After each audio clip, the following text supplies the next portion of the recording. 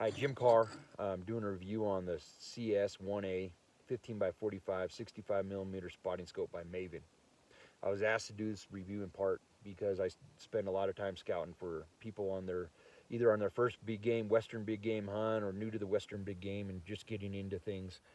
And one of the questions that comes up a lot of times is, do I need a spotting scope? How much does the spotting scope need to cost? And what's the size of these things? And I always recommend to carry spotting scope regardless. And this spotting scope was built to cover that echelon of people getting into it and not ready to spend the $2,000+ on a Swarovski. This spotting scope is lightweight and it's small, compact.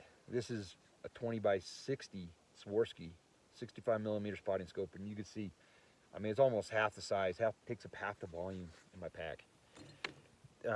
And this spotting scope runs right at 650 bucks. I don't think you're going to get a cheaper spotting scope that's going to work very well. I've used quite a few in the beginning when I started with cheap spotting scopes, and they were trash. I've used some in the past, like a Nikon and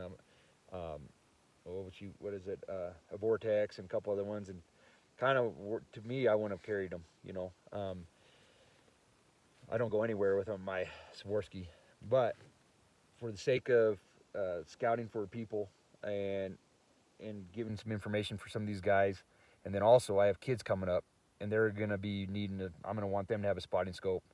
They're into that, and this spotting scope will be a perfect addition for them whenever they can use it. So, a couple things about the spotting scope, other than its size.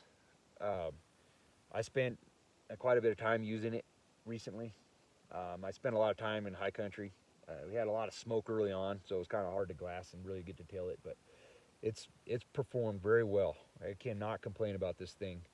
Uh, Shoot, it does the job. I mean, really ain't much. I'd say 95% of people don't need something better. It'll get the job done, especially on elk. Mule deer does a good job, and she was looking at bucks 4 miles away this morning. Uh, that's kind of hard to complain.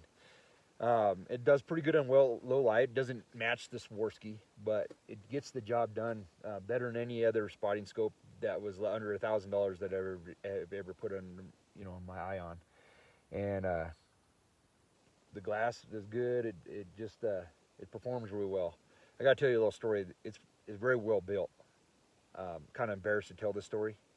I uh, I put it in my pack, same place that I keep my Swarovski at all times. I never dropped this spotting scope out of there. It just fits perfect and has some straps that wrap around it.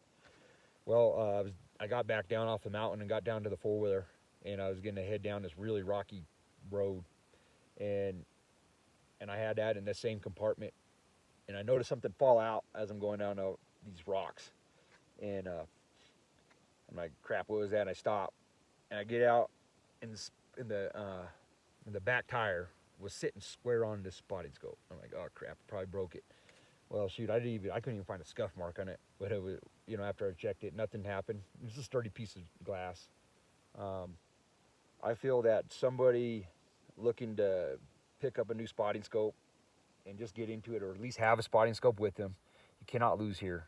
You know, with being able to have this small spotting scope, and you can use a lesser tripod than the 634, and it'll still have stability because it's so light. Um, yeah, it's kind of hard to pass. I feel that you can have half the weight of a traditional spotting scope if you can find the right setup with the tripod. Um, and then I feel that there'd be a good compromise for our trail hunters, because a lot of times they do not want to take spotting scopes with them, and I'm always in big country, and I'm always looking at bulls a long ways away, and I don't need a great piece of glass, but I need a piece of glass before I go make a commitment on something. And it's good for, it looks in the shadows well. Basically, I can't say enough about it. It does really good for what it is, and it's a good piece of glass, very workable, and that's all on that part.